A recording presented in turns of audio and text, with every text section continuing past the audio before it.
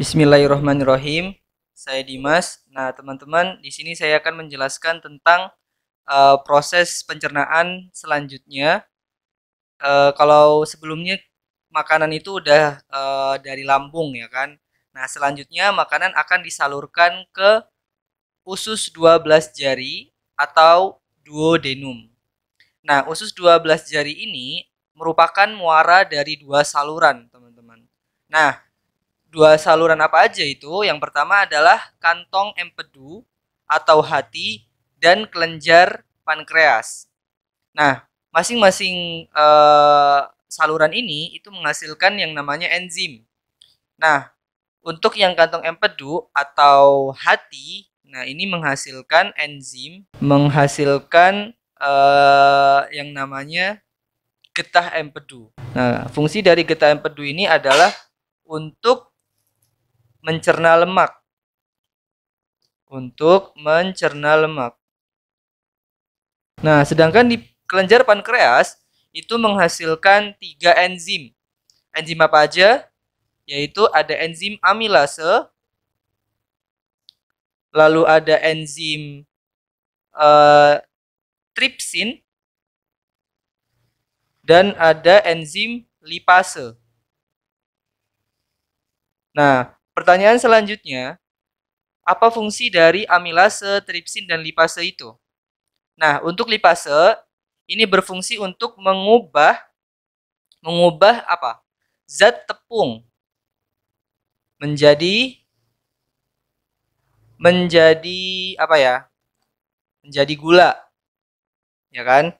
Lalu tripsin. Tripsin itu mengubah protein menjadi asam amino. Nah, untuk lipase ini berfungsi untuk mengubah lemak menjadi asam lemak. Jadi ingat-ingat ya, kalau amilase, misalnya diingat-ingat dengan kata amilum, ya kan? Nah, amilase ini tugasnya untuk mengubah zat tepung menjadi gula. Lalu tripsin itu mengubah protein menjadi asam amino. Lalu lipase itu mengubah lemak menjadi asam lemak.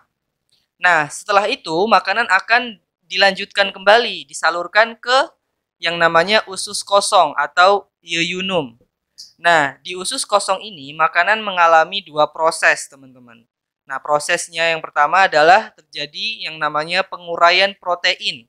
Nah, penguraian protein itu dilakukan oleh enzim, namanya enzimnya adalah enzim erepsin. Nah, proses selanjutnya di usus kosong atau yeyunum ini adalah penguraian karbohidrat.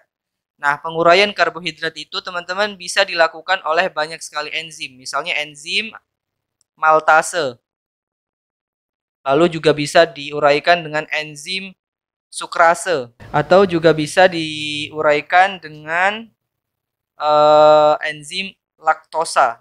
Jadi penguraian karbohidrat itu bisa dilakukan dari 3 enzim ini, maltase, sukrasa, dan laktosa. Nah, selanjutnya makanan akan disalurkan kembali ke usus ya. Nah, nama ususnya adalah usus penyerapan atau ileum. Nah, usus penyerapan atau ileum ini terdiri dari berlipat-lipat. Nah, lipatan itu kita sebut sebagai jonjot atau villi. Nah, dengan adanya jonjot atau villi ini, maka bisa memperluas bidang penyerapan sehingga penyerapan sari-sari makanan itu bisa lebih optimal. Jadi, usus penyerapan atau ileum ini terjadi yang namanya penyerapan sari-sari makanan. Nah, sari-sari makanan itu kan ada yang larut dalam air, ada yang larut dalam lemak, atau malah tidak larut, jadi langsung diserap gitu kan. Nah, untuk yang larut dalam air, contohnya adalah seperti glukosa, asam amino, lalu ada vitamin B dan vitamin C. Nah, itu zat yang udah larut dalam air ini akan diserap diserap oleh darah. Ya kan? Diserap oleh darah. Nah, lalu akan diedarkan ke seluruh tubuh oleh darah tadi. Jadi, setelah diserap oleh darah akan dialirkan atau diedarkan ke seluruh tubuh kita. Sedangkan untuk yang sari-sari makanan yang larut dalam lemak, misalnya adalah asam lemak, gliserol, vitamin A, D, dan E. Nah, ini akan diangkut. Diangkut oleh apa? Diangkut oleh pembuluh getah bening. Diangkut oleh pembuluh getah bening. Atau kita sebut sebagai limfe. Nah, ini. Diangkut oleh pembuluh getah bening atau pembuluh limfe. Nah, untuk zat yang tidak dapat diserap seperti selulosa dan sisa makanan, nah ini langsung disalurkan ke usus besar. Nah, itu teman-teman tentang usus 12 jari, usus kosong, dan usus penyerapan.